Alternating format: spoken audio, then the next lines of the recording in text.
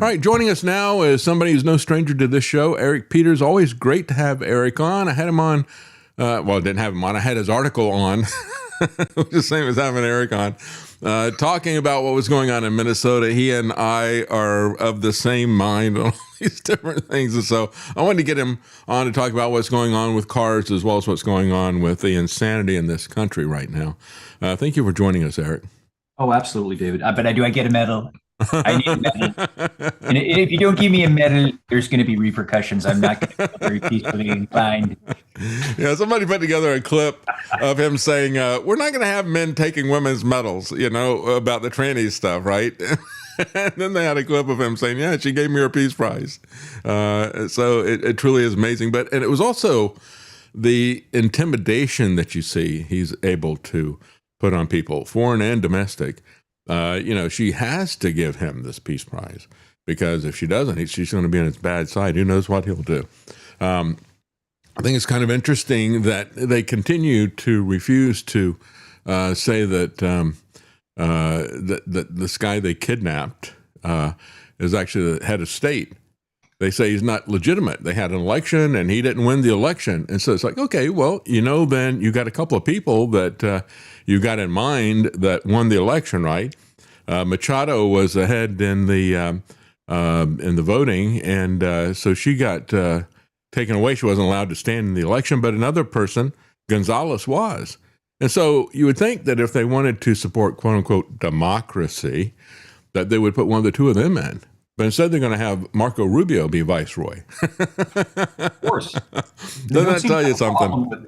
They don't seem to have a problem with the dictator of Ukraine. Mm-hmm. You know, this guy who canceled elections and continues to be on the receiving end of vast amounts of American materiel, now indirectly, you know, through our proxies in Western Europe. But nonetheless, the incongruity of it, the cognitive dissonance of it is just, it's something to behold. It's huge. Yeah, it is. It is the corruption.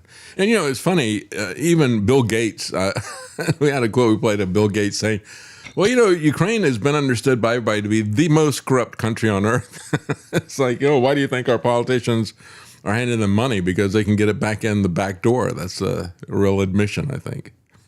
Sure. And, you know, the precedents that are being set right now are going to come back to bite us, I think. And that's one of the most disturbing things about everything that's going on with regard to what's been happening in Minnesota. A lot of these conservatives and people who are red hat people are cheering it on. And I wonder to myself how it is that they can believe that the police state that they're cheering isn't going to end up policing them. It's already happened. I mean, we had this back in January 6th, all the January 6th stuff, right?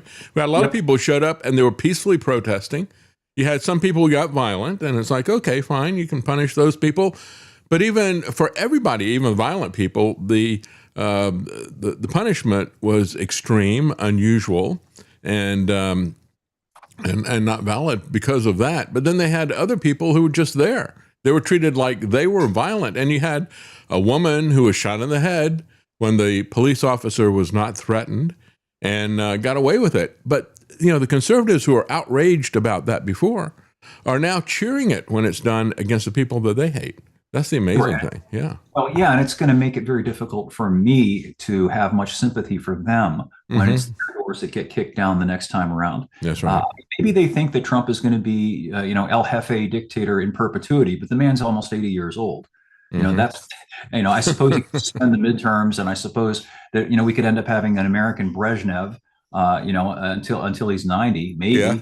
Well, I mean, he does have amazing healing capabilities. He got shot in the air and there's no visible sign of it, sure. Either then or now. Here's a dark thought that I've been entertaining as I'm out in the garage wrenching on my Trans Am. I think to myself, this is so gratuitous. The only explanation that makes any sense to me is that it's purposeful. Yeah. Like he's deliberately wanting to inflame passions, to trigger an event so that then he can claim that there's a necessity for declaring the Insurrection Act, martial law, whatever it is, getting everything so chaotic that he can assume, actual overt dictatorial powers. He's already the de facto dictator in a lot of ways. He's just declaring anything he does, it's an executive order. Everything's an emergency, right? Oh, yeah. Literally anything that whenever he wants to do something, it's an emergency. Yeah, that's right. It is, and that is exactly my take on it. We always see things exactly alike, Eric. I just covered Wayne Allen Root, who talked about this. He had some his memo to Trump, he had like 5 or 6 things he wanted to do. One of them was to rename ICE nice, because that should fix it, right? But the other thing he said, and I said this from the very beginning, 90 days ago, and I said, yeah, I said the same thing as well. Don't go to the places where you're going to have known conflict. If you want to deport people who are here illegally, you could easily go to the Republican states, and they would help you to do that. And there's a lot of things that they could do that would not be confrontational. You know, if you're going to have a situation where governors and attorneys general double down on the massive billions of dollars of fraud, like half of the amount of money that they were spending on daycare and food issues was fraudulent in Minnesota. But, you know, they want to protect those people. They want to say that you're not going to investigate them. They actually said the quiet part out loud in Washington state. And so if they're going to aid and abet that kind of welfare fraud, you know, there's other things that you could do to the leaders. But instead, what they want to do, they want to go door to door. They want to get in people's faces. They want to challenge them to push them. There was one clip that I played where people had set up a little memorial to the woman who was shot, Renee Good. And there was a big fat cop, and he comes over and he starts kicking the stuff. And the guy says, "What are you doing?" You know, and this is a memorial. And the guy walks over to him, gets in his face, and keeps walking, making him back up. He goes, "Back up, back up, back up." And the guy kept backing up, and he kept telling him, "Back up, back up." And he's trying to get the guy to shove him so that he could get violent with the guy, because now he's in threat for his life. Because the guy resisted this stuff, right? He resisted his bullying. And so that is basically the Trump administration's goal, I think, in a nutshell. And what Wayne Allenroot, as a cheerleader for Trump, didn't see is the fact that Trump wants the conflict. I mean, he thrives on this professional wrestling thing. That is his gimmick. That is that's his calling card, is conflict. He wants conflict everywhere. Yeah, the whole thing is so disingenuous. Here's some math.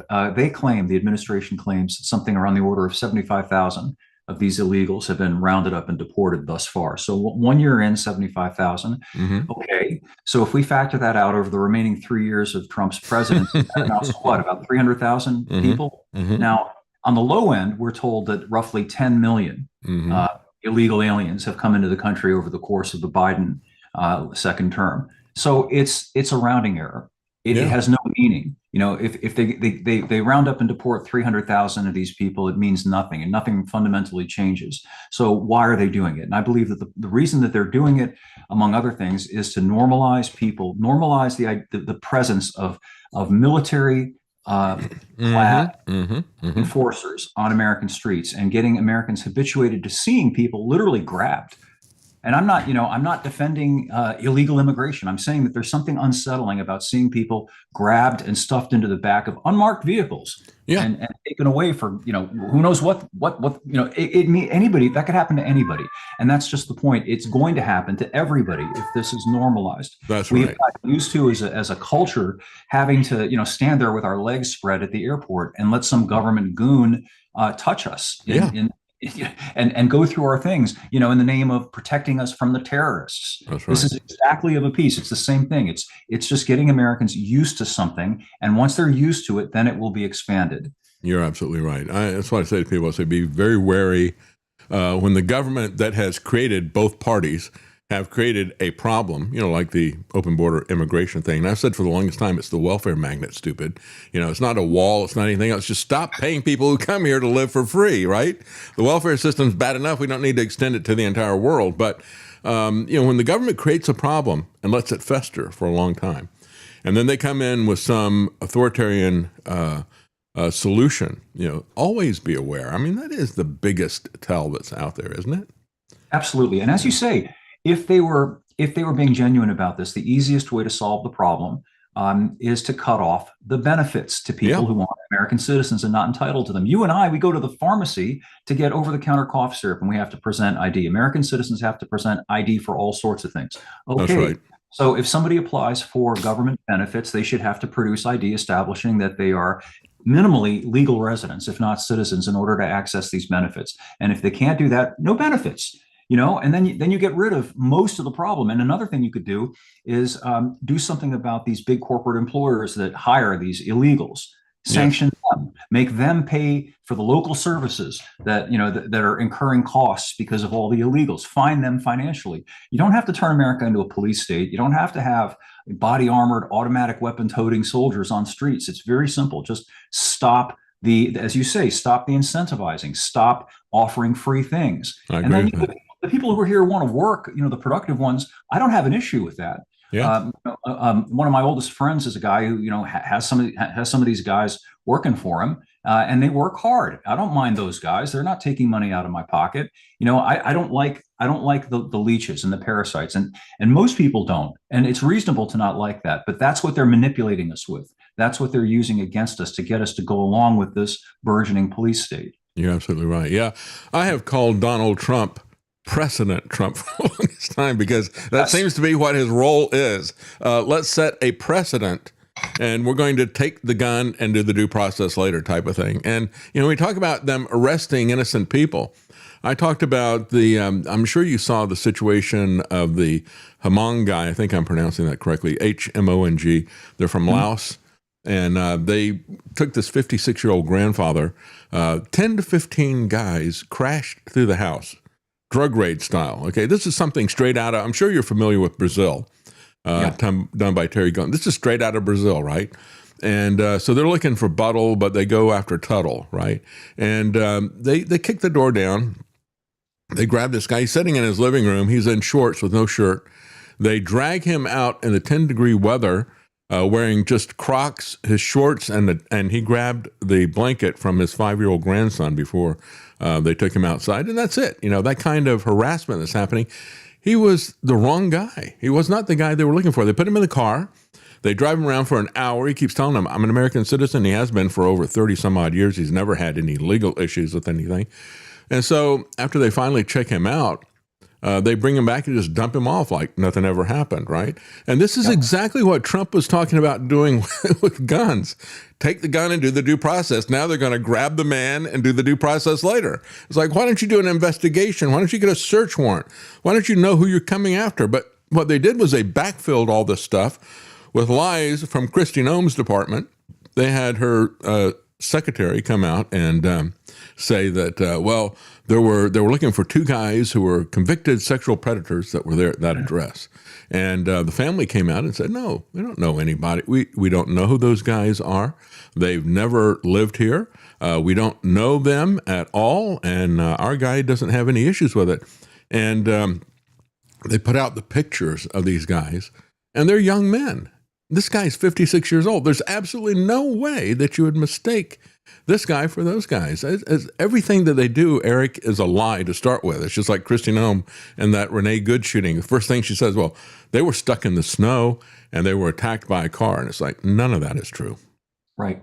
Everything has been reversed. It used to be that there was the presumption of innocence, and that it was understood that it was necessary that the government be hobbled to some degree in terms of what it does to people in order to protect people. Now the impetus is, everybody's guilty of something, and it's up to the person who is accosted to establish that they aren't guilty. And this is not new. This is something that has been systematically imposed over a long period of time. I've been ranting for decades now about these sobriety checkpoints. No longer is it a case of you have given a cop probable cause to suspect that you might be drunk driving because you're driving erratically. Let's say you're wandering across the public.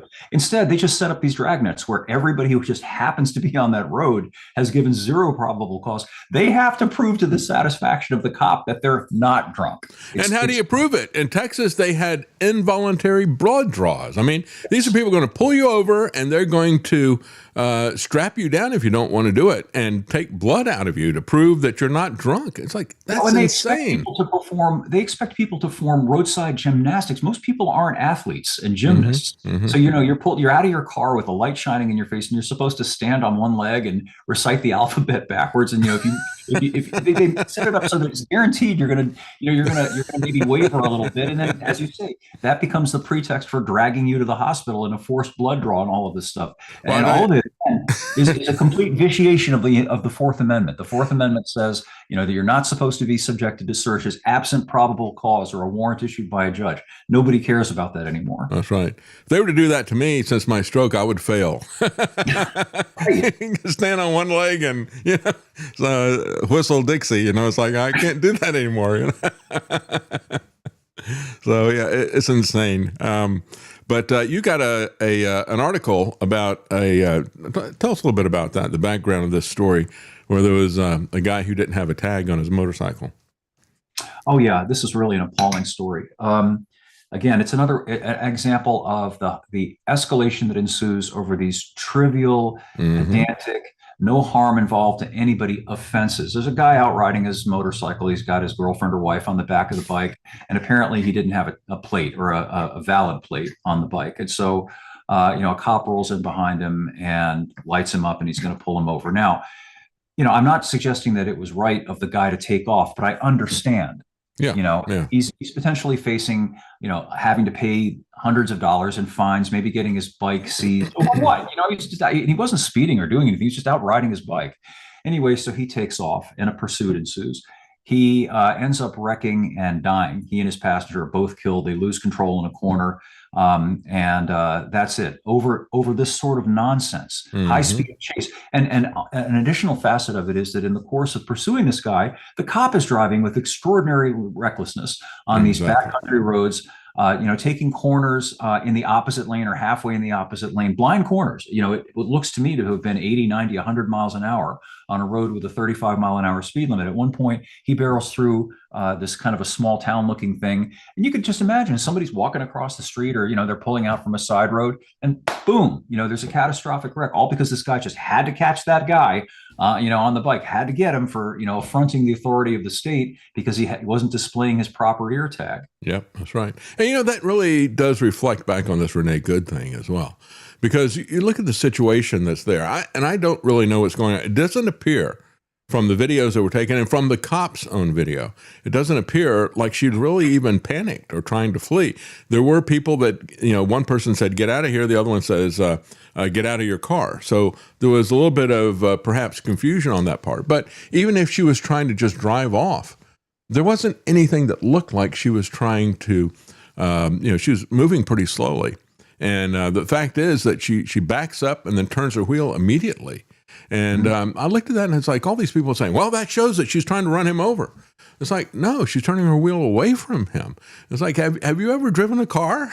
Do you know how this works? A 3-point turn? Do you understand how that operates? And you can see that's what she's doing there.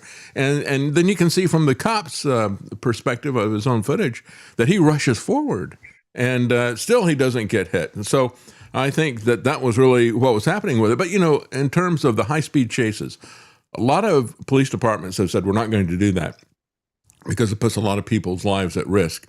There are a lot of police departments that have said since the early 90s, the New York Police Department is one of them, that we're not going to fire into a car if somebody doesn't have some kind of weapon that they are firing. We're not going to shoot into a car just to stop the car because, number one, you may not hit it. You might not, hit that moving target. And you might hit other people, including other cops that are there, right? And then if you do hit the person, what you wind up with is an unguided missile, right? The driver is not driving anymore. Their foot might mash down on the accelerator, which we saw a little bit of what happened with that. And so all of that makes absolutely no sense. When I was living in Houston, when Karen and I first got married, there was a situation where they had these really huge flyovers. And there was a motorcycle cop who pulled over a car and pulled them over like at the top of this large flyover on the curve. And as he's there writing this ticket that is so important, this gasoline fuel tanker comes along and hits them. And everybody died. Okay, the cop, the people that were getting the ticket, the person who's driving the truck, everybody dies in this fiery crash. And it burned down the concrete flyover that was there. It was so intense. It was amazing to see what happened. All of that was over a ticket, which is where this goes back. A small thing, and they escalate it to that extent, to a deadly extent. In Minneapolis, I think one of the most egregious aspects of that situation was that clearly this woman wasn't some sort of gun-toting felon that just robbed a bank. Right. She had been haranguing the ICE people. They had her plate. why not just go to her house later? They knew who she was. Mm-hmm. They want to give her a ticket for obstruction or whatever charge they want to give her, fine. It wasn't necessary to escalate it to the degree that they did. I see it as pretextual murder, frankly. Yes. I think that cop deliberately put himself in a position where he knew he could get bumped by the fender, and at that point he has the justification to unload on her, which is just what he did. I agree. Easily stepped out of the way, just let her go, whatever. It's just some lady in a car who was obnoxious to us. We can give her a ticket later. Yeah. And in that context, I see this entire operation in Minneapolis just like that, except it's Trump who's doing the provocative in your face. Come on, take a swing at me and let's see what happens, right? The people out there saying FAFO, that's what they want. They want to provoke that. And so he's not just setting precedents. He's out there deliberately provoking things to set precedents. He doesn't have an emergency. He wants to create one. An adult might have said something to the effect of, this is a horrible tragedy, and we're sorry that things spiraled out of control the way that they did. Yeah. Instead, that there's this callousness in the way that he responds to these sorts of things. Yeah. Almost a glee. She deserved it. Yeah. That it's a good thing that an American citizen was shot dead in the street like that. Well, the thing that really ticked me off was the response of the MAGA influencers that are out there that are trying to make an excuse for all this stuff. They were even worse than Trump and Kristi Noem and J.D. Vance and all these other people who were commenting on it. One guy had a podcast. I don't remember his name. I played the clip. And he said, here's what you need to remember. Hands up, show your hands, obey commands. It's like, what are you talking about? I mean, is this a police state that you're talking about where I have to always obey the commands of the police and show my hands? I mean, but they have to come up with these little juvenile rhymes like click it or ticket, so show hands, obey commands. And it's like, that really set me off. Me too. Ranting. I have read, and I have not been able to confirm this, but I think it's true, that a lot of police departments send cops over to Israel to be trained by the IDF in these immediate submission tactics that are imposed upon the Palestinians over there, where even the slightest questioning or sign of resistance, brings down an extreme response. I can remember when I was in college back in the 80s, when I'd get pulled over for speeding, it was routine to get out of the car and walk over to the cop and have a conversation. Yeah. That was common, believe it or not. Get back in the car now. It's like, now if I were to get out of my car, much older me now, to get out of the car, and the guy would probably draw a gun and say, scream at me, get on the ground now. Yeah, I know. It's crazy. Yeah. When you look at how long is it before we have the situation of the IDF where they've got this yellow line somewhere in Gaza and people don't even necessarily see it. But if you cross that yellow line, we perceive you as a threat. And now we have the ability, and the government will stand behind us. We can kill you right there on the spot because we felt threatened because you crossed that yellow line that you didn't even see.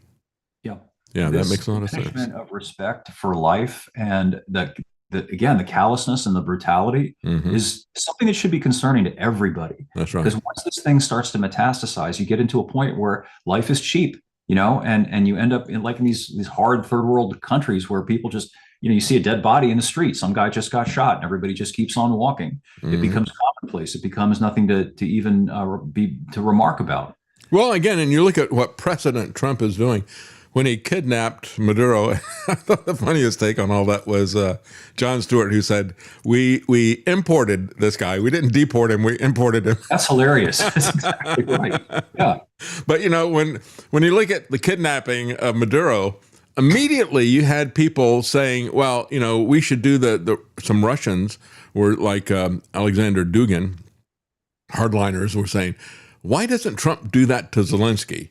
And then you had the UK defense minister saying, why don't we do that to Putin? Actually, I like to turn that around. How about Putin send a team of Spetsnaz guys to snatch Trump? Yeah, exactly. I mean, it kicks off this domino thing like that. I mean, they always love their domino theories for wars, don't they? But really what we see is when we see these kind of criminal acts of aggression. What do you think about Stephen Miller? Stephen Miller's out there saying, if you have a territory, historically, we've seen that you need to be strong enough to be able to keep that territory, or the stronger people are just going to take it away from you. Those are the rules under which we operate. And Well, one I'm not a person said, psychiatrist, but he seems psychopathic, sociopathic to me, like so many of the people associated with Trump, unfortunately, seem to be. "That's I right." mean, sadistic people, cruel people, Some, including Kristi Noem, who I yeah. like to refer to her as the Ilse, the she-wolf of the SS. Somebody put out a meme of Stephen Miller in the Nazi uniform and captioned it and said, "Pee Wee German." Yes. Because that's basically what he's talking about. And one person said, well, he just gave authorization for a bigger guy in his neighborhood to steal everything he's got in his house, right? That's basically what we're talking about. Just take whatever I want. And, that they're making the world a much more dangerous place. Everything they do, they claim is national security, and yet they're threatening our security because they're threatening everybody else's security. They're also styling it law enforcement, which is an interesting concept. The snatch bureau. How does the United States have jurisdiction over Venezuela, legally speaking? And if it does, then why couldn't other countries essentially make the same argument? How about Netanyahu, who's actually been indicted for something? He's been indicted for war crimes, and yet Trump welcomes him, receives him with honors in Washington. He doesn't get, Netanyahu doesn't get arrested. Well, they appealed to the precedent that George H.W. Bush did. He's like, hey, we went in and we got, what was the guy? A strong man, Manuel Noriega. We got Noriega, so we can do that again.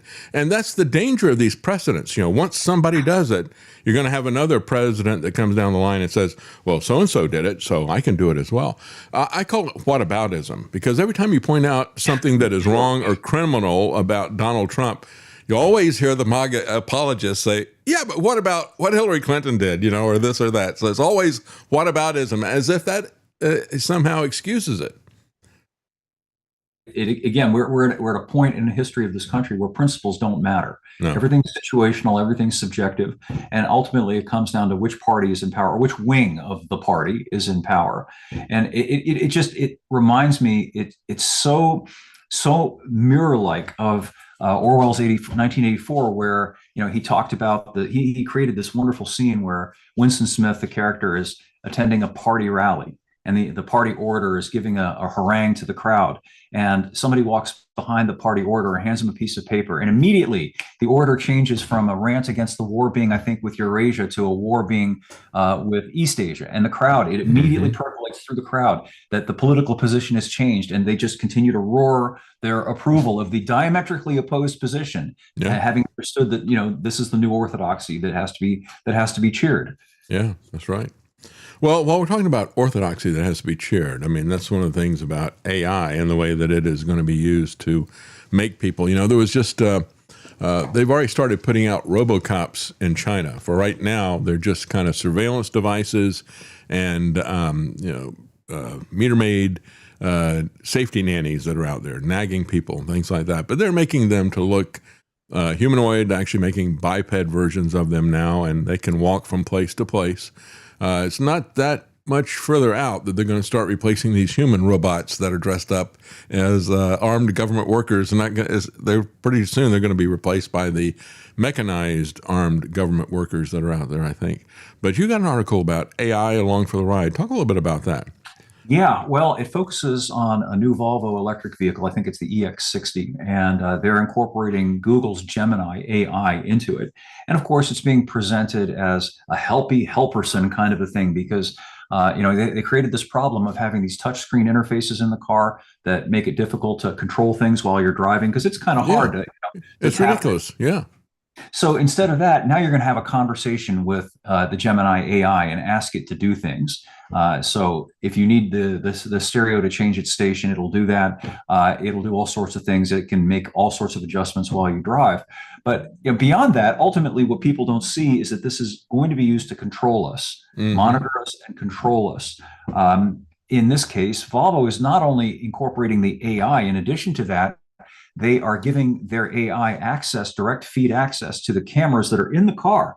About the flock cameras that are being put up all over the country. Yeah, well, this is flock that you drive. So, the cameras that are in your car that are sweeping the surroundings feed that data to the AI and then transmit that to the hive mind. And it's a mechanism by which ultimately they will have real-time 24 access to all of our movements. They'll be able Wow. to know exactly what we're doing all the time. And even creepier than that, a lot of these new cars have cameras inside the car to watch you, which again, they present that as a safety feature. We don't want people to be drowsy behind the wheel. So we're watching, you're watching your eye movements and your face. And, and that way the car can let you know it's time for a coffee break. It literally says that. A little icon will come up, time for a coffee break. Well, Yeah. ultimately they'll be able to just shut the thing down if they decide that, you look angry, you expressed something, politically incorrect about what's going on in Davos, whatever it might be.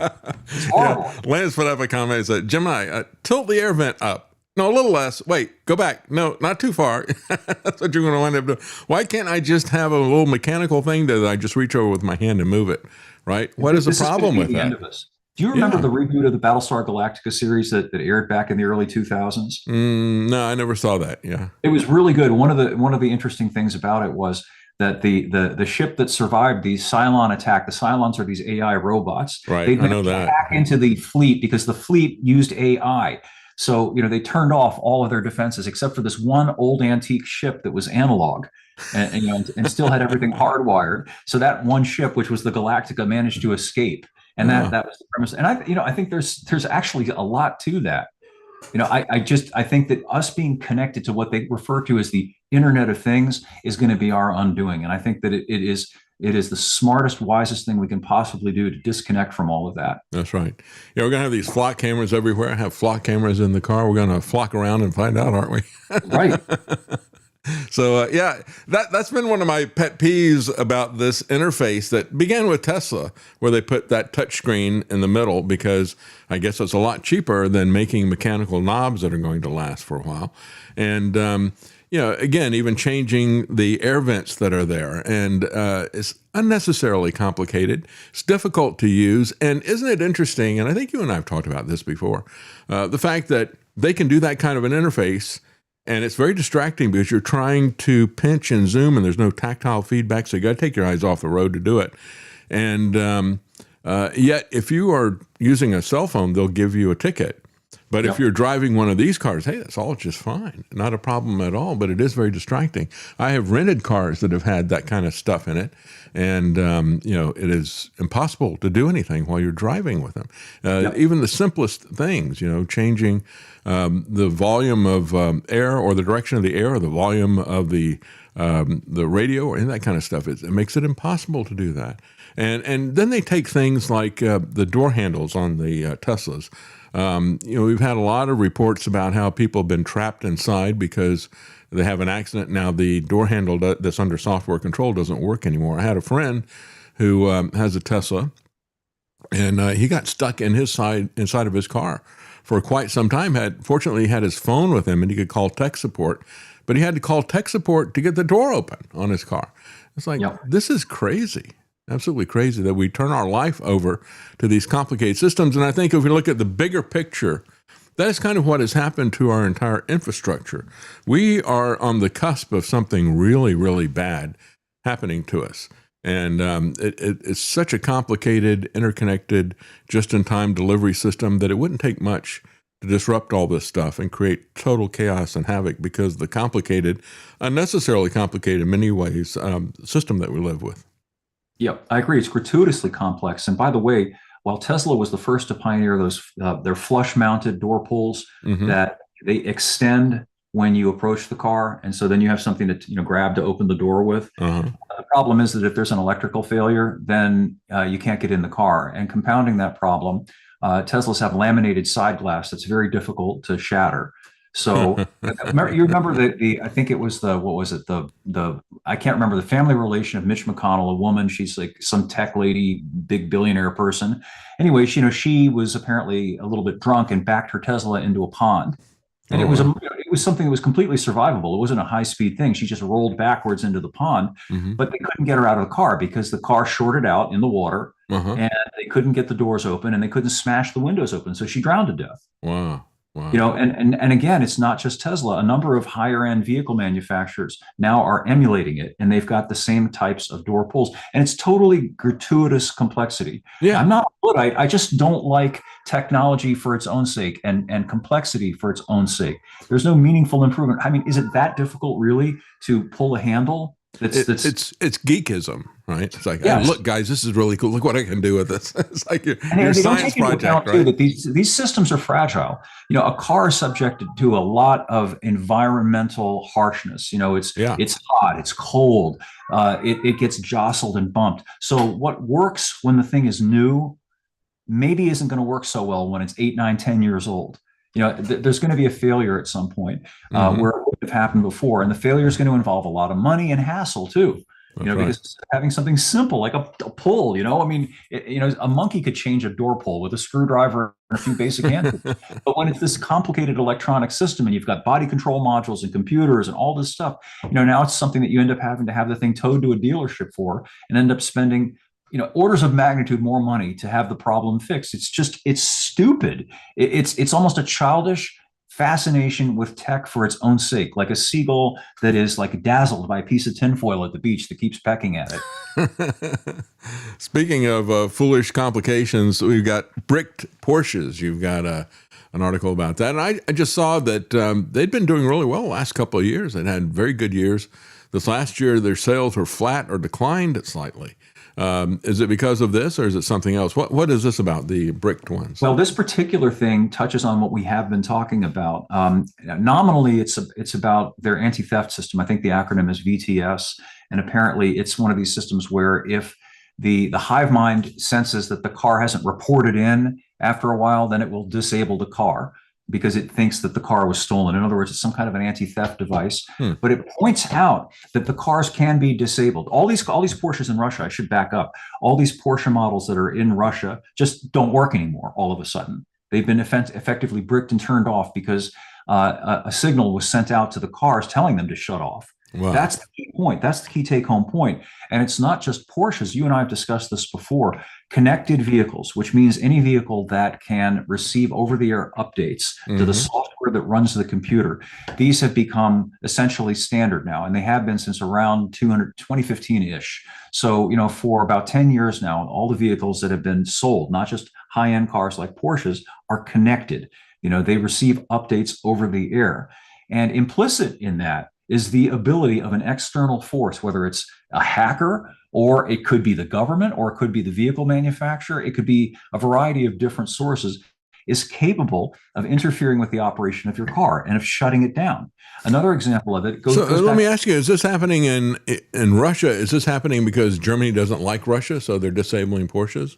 Well, it could be. One of the theories that's been put forward is that, yeah, it's kind of a punishment Hmm. to Porsche. And it may well be. It may well be in that particular case. But I think the thing that people listening to us should really take to heart is that if they have a newish vehicle, something that's built after 2015 or so, that has this ability to receive over-the-air updates, implicit in that is that somebody else can get into your vehicle and control it. Yeah. They can turn it off. They can change the parameters. There was an incident several years ago where there was a hurricane. I think it was in Texas. You may remember this. This hurricane was projected to come down into that area. It was supposed to be a bad one. So Elon Musk, in his great beneficence, sent out an over-the-air update that increased the driving range of Teslas, you know, to get so that people could get out of the way of this hurricane. And he was widely lauded. So look what a humanitarian, what a nice guy Elon Musk is. And I think I was maybe the only person who said, well, wait a minute, that's great. But, you know, if Elon can increase the range of your car, that means he could also decrease it or give you no range at all. He could just send out an update to turn the car off. And, you know, keep in mind, we're dealing with people who might say, oh, there's a climate emergency. We can't have people out there driving. So they just send out the signal and automatically they shut off the great majority of the cars that are out on the roads, because most of the cars that are out on the roads now have this connected technology.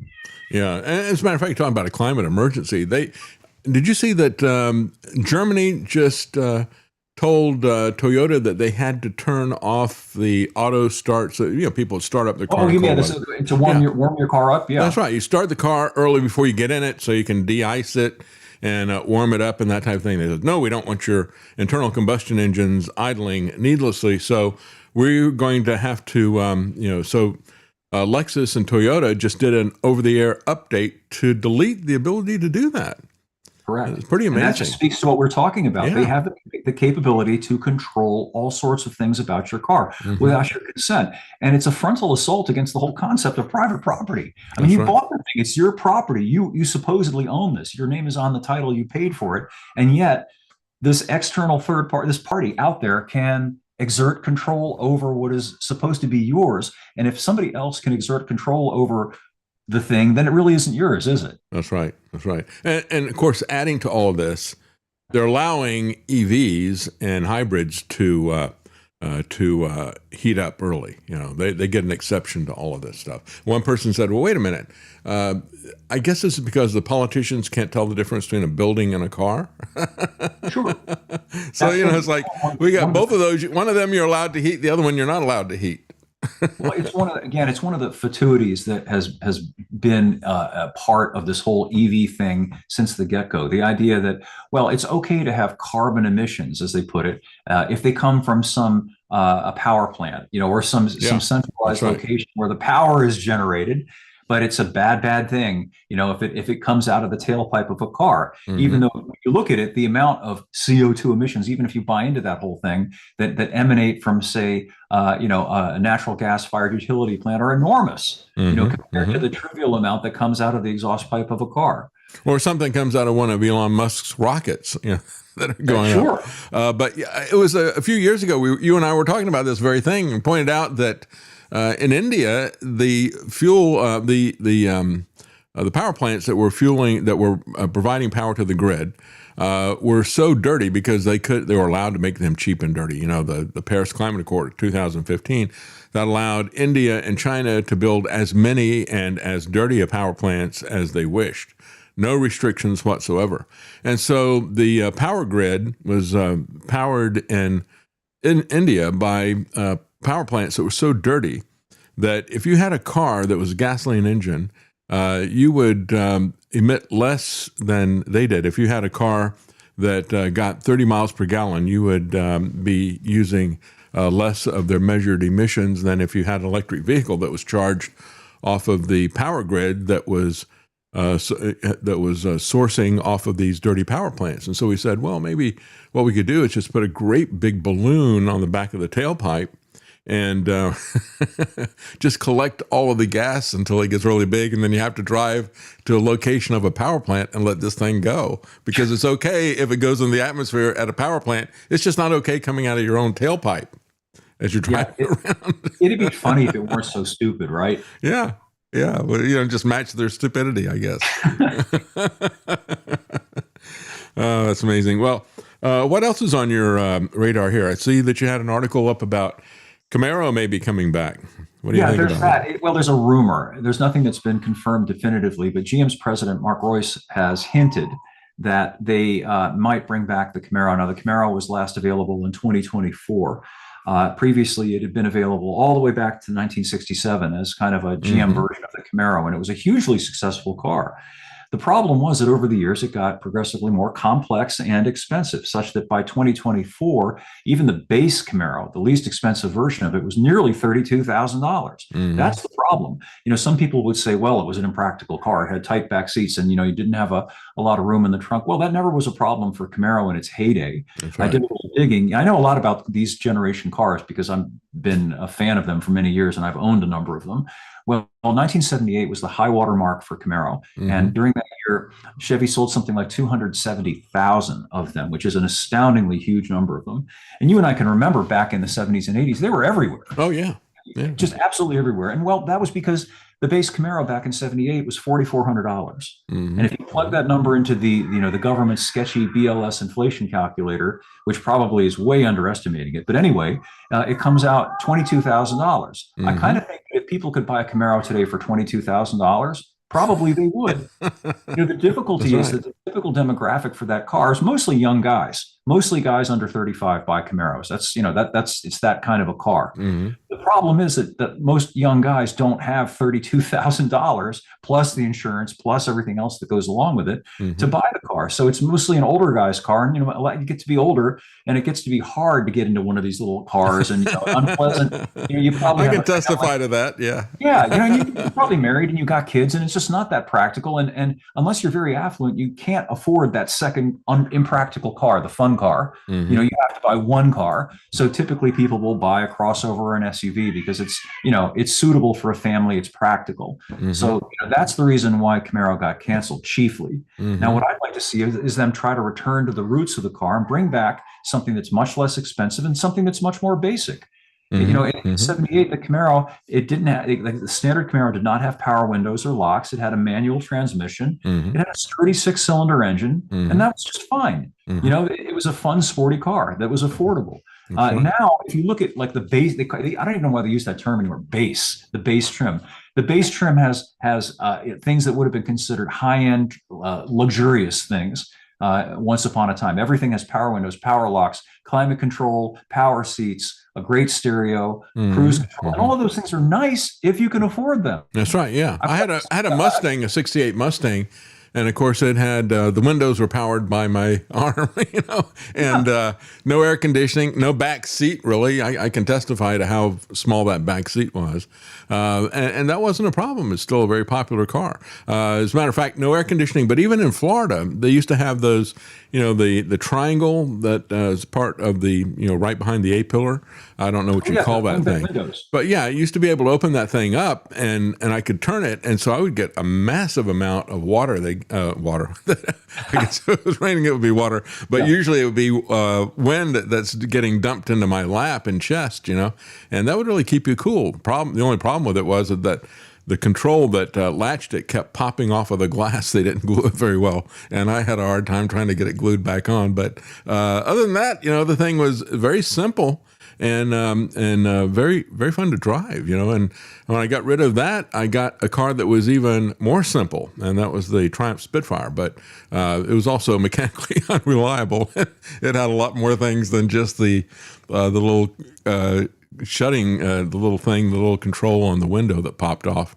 It had a lot of body integrity as well as engine integrity issues with that thing as well. So, but as far as personality, but I think the issue that's right. is there's a lag time. Like everything that's on the market right now is premised on people being able to deal with the cost in terms of the monthly payment, and that did work for a while. Mm-hmm. But it's not the way it was. The cost of everything else has increased so dramatically over the last several years that it's no longer feasible for most people to go out and pick up a $30,000 or $40,000 car on top of paying twice as much for groceries, on top of paying twice as much for car insurance, rent and everything else that has gone through the roof.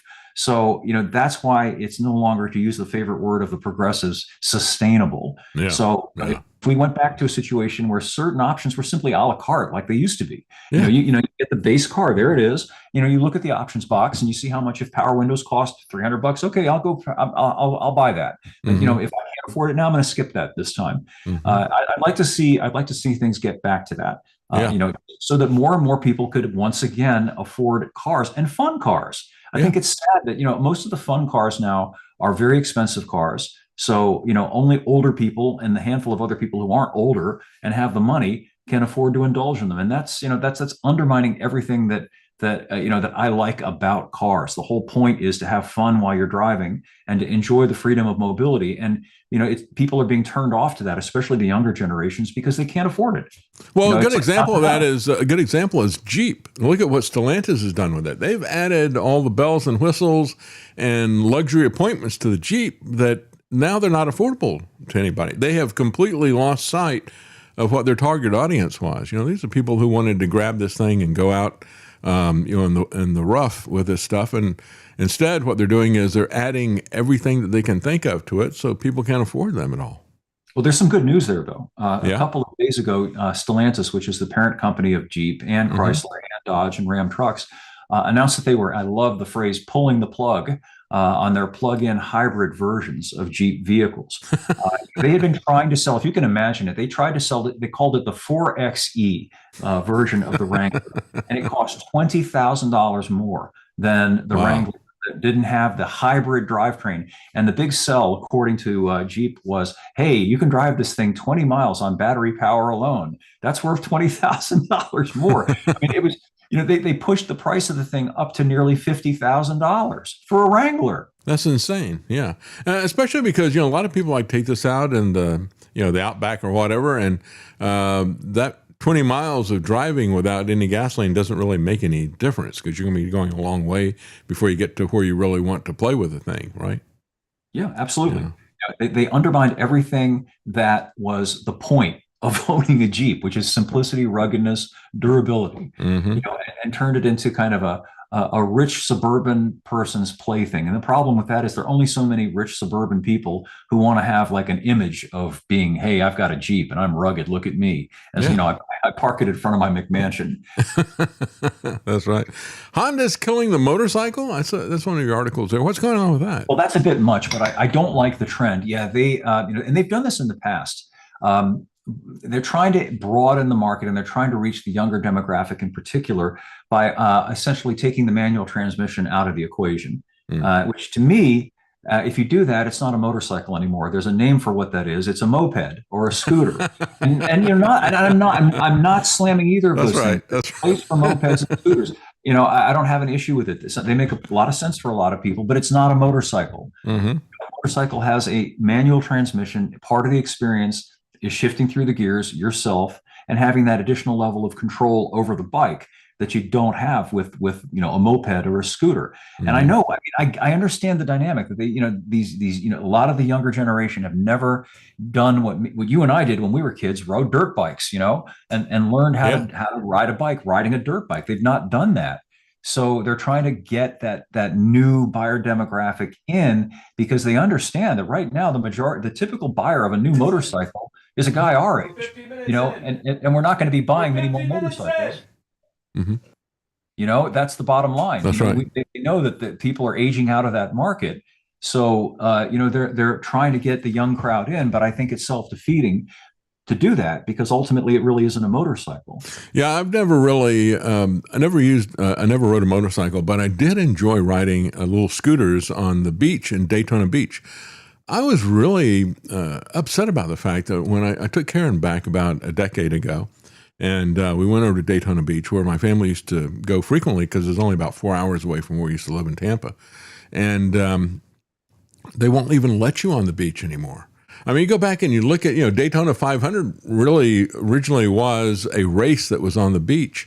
And so, we used to have these little scooters that we could rent. Even when I was in junior high school, I did that.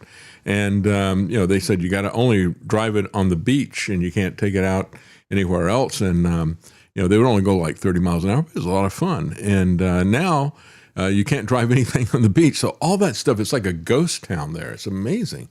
Everything is closed off. They had a boardwalk there. Nobody's allowed to do that anymore. And so I've actually even got a bumper that I put up where I show some clips from back in the 1970s or so, and just crowded with people and cars and all this, it's teeming with life and with fun. And then I juxtapose that with what's there now, which is nothing. Yeah, and that's all just government. And nannies have taken over everything, haven't they? Yeah, Or at least they're trying to. Now, there is some good news, and it's ironic. The Indians have taken over a lot of the classic British brands like Royal Enfield, and they have been bringing back affordable, light, small bikes. And they're actually doing quite well with those things because they're accessible to young people. Under $10,000 will buy you a very nice Royal Enfield. Or what's the other one? I'm having a Biden moment. The big British brand of bike that's controlled by the Indians. I can't think of it anyway. It took the Indians to bring motorcycling back. I guess the Japanese and the Americans are even more guilty of this. Harley, is selling $30,000 bikes to 60-year-old guys with pleated leather chaps. Yeah, of course, I guess the Indians could get the Indian bike, right? But they haven't bought that one yet, right? So I kind of hope that they do because they might actually bring back something that's elemental. One time a Harley was like the quintessential bike, and an Indian, the same thing. It was a frame, a gas tank, and an air-cooled V-twin engine. Yeah. And it was specifically designed for, lugheads like me, to be able to work on them with a crescent wrench. Now you have to go to the Harley store to get the computer hooked up and get your accessory flashed. It's they've taken all of the bridging and all of the personalization that used to be one of the huge appeals of these bikes. You bought it and then you made it yours by adding stuff to it and customizing it and fiddling with it, so that your bike was not like everybody else's bike. Now you got to go to the dealer and pay the Harley tech to do that for you. That's right, because they've got control. They really own the thing, not you.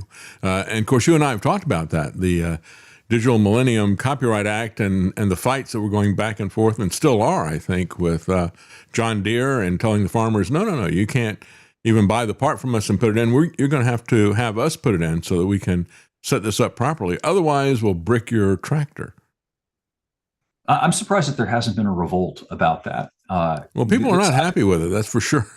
They should just stop buying it. I mean, I personally would never buy something like that I don't have control over. It's just a demeaning thing to think, okay, this item, whatever it may be, that I've just paid money for, that is ostensibly my property. Well, somebody else can yank my chain, at their whim, and I'm beholden to them, and I have to go beg permission from them to be able to use my property that I paid for. I don't understand people who willingly sign up for that. That's right. Well, it kind of goes back to what we were talking about before, AI on board and the control to be able to remotely alter or even shut down your car and that type of thing.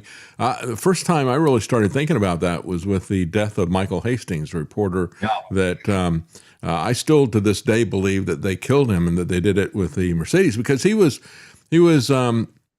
before it all happened, he had sent out some messages to people saying, I'm working on this thing and I've got to go into hiding. And he was looking under his Mercedes that he had, and he had made comments to the person that he was renting the house from that he was very worried about what they might do with his car and everything. And we look at the way the thing crashed. The engine went down the road in the direction that he was traveling. It was going very fast. They got pictures of it going very fast, but of course that could be done remotely. And the engine went down the road in the direction he was traveling, whereas he went over in the right-hand direction and had a head-on with a tree that was not, the kind of head-on that you would expect when there is a lot of speed going on with it. In other words, it wasn't completely crushed, but it immediately burst into fire. And all of that I thought was very suspicious. But, we'd already had people who had been part of security saying, we could use that to assassinate people. And I think that's what they did. And that, of course, as you point out, that's the most radical version of that. But, of course, they could also, just like they brick us and shadow ban us on, we get debanked, we get shadow banned on social media and other places like that. They could brick our cars as well for the same types of things if they don't like what we're saying. Certainly this is something people, I think, really ought to be aware of. A lot of the systems in the car, for example, the accelerator pedal, are now drive-by-wire. And what does that mean? Well, it means you have the illusion that when you push down on the accelerator pedal, that it's your physical action that's resulting in the engine speeding up and the car accelerating. That's not so. What's happening is that signals, data are being sent to the ECU, the engine controller, and that in turn is telling the computer to increase the engine speed. So implicit in that is that the engine could be told to speed, to race and rev, and make you go barreling down the road. Now you think, well, then all I have to do is, if it's an automatic transmission, well, I'll just put it in neutral. Well, the problem there is that the transmission is now drive-by-wire also. You have the illusion that when you move that selector from park to reverse to neutral and drive, that you're engaging something mechanically. You're not.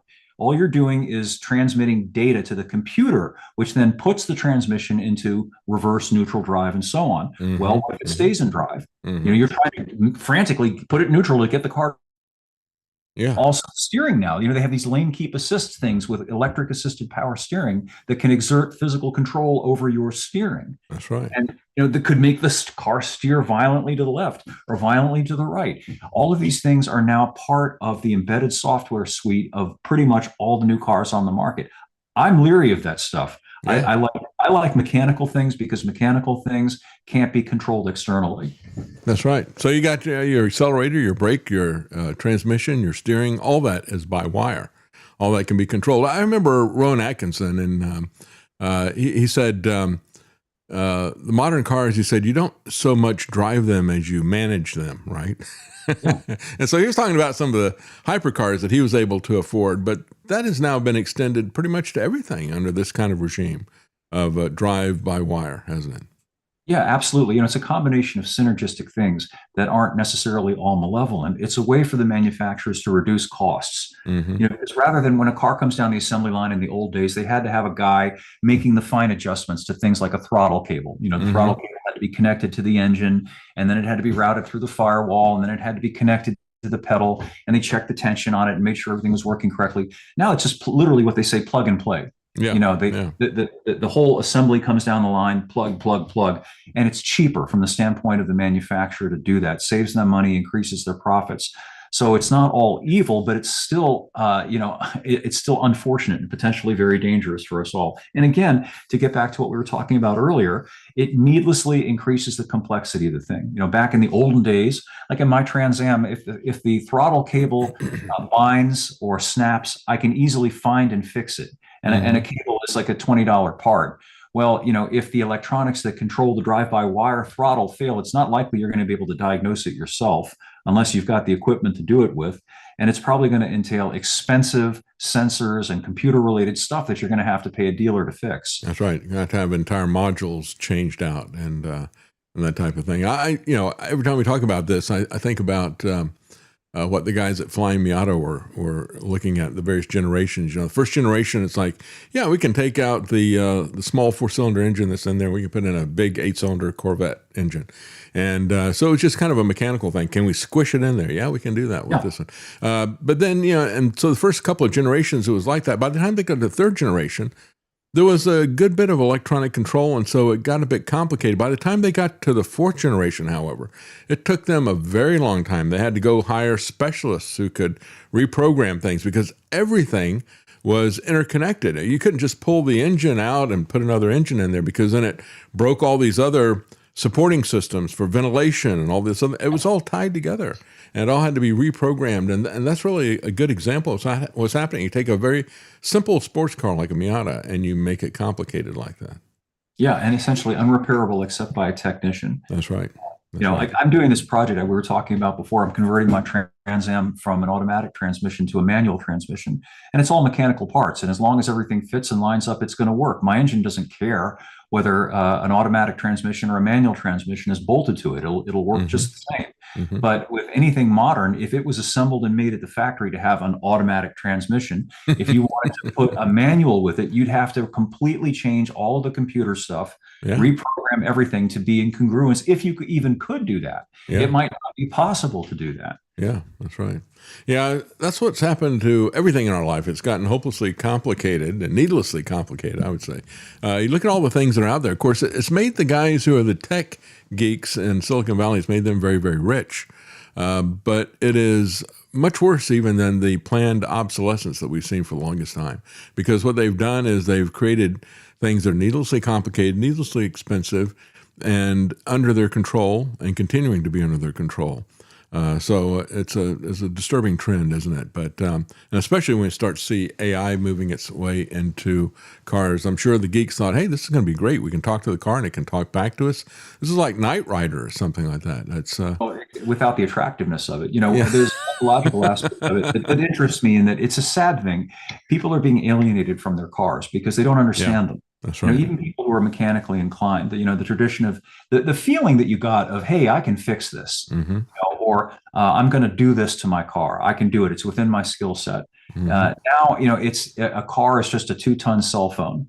And it works, and you're happy that it works, I guess, until it stops working, at which point you feel completely inept and powerless, most people. And I've got friends who are professional mechanics of 30 years plus standing, and because they can't afford to pay for the software updates, the proprietary diagnostic equipment, they can't diagnose and work on a number of new late model vehicles because they just don't have the necessary equipment. And again, these are professionally trained people. They can't do it. Yeah. Yeah, it's sad. And that's really something that we're seeing happening in a lot of different facets of our life, of our culture that's happening out there. It's always great talking to you, Eric. Thank you so much for coming on. You and I are of the same mind when it comes to this stuff. And we're seeing some very dangerous precedents that are being put in place. Hopefully, it won't be too long before we talk to each other. And hopefully next time we talk, there won't be some new war in Greenland or Iran or wherever. I mean, we got Orange Man is really coveting Greenland, isn't he? I hope I can get my Trans Am back on the road before the poo hits the fan, so I can at least go out, running over the zombies with my Super T10 4-speed. There you go. That'd be great. Thank you so much. Have a good day. Thank you, David.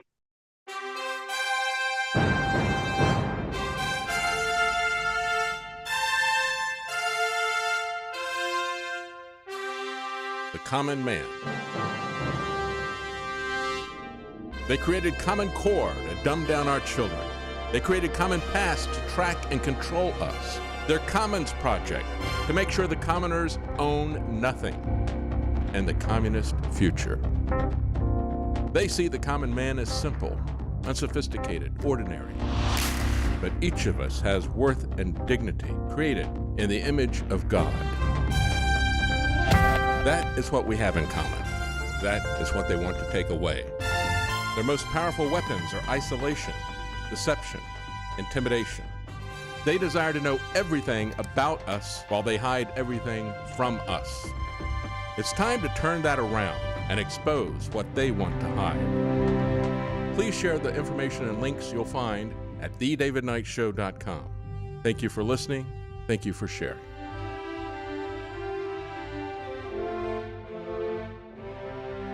If you can't support us financially, please keep us in your prayers. thedavidknightshow.com.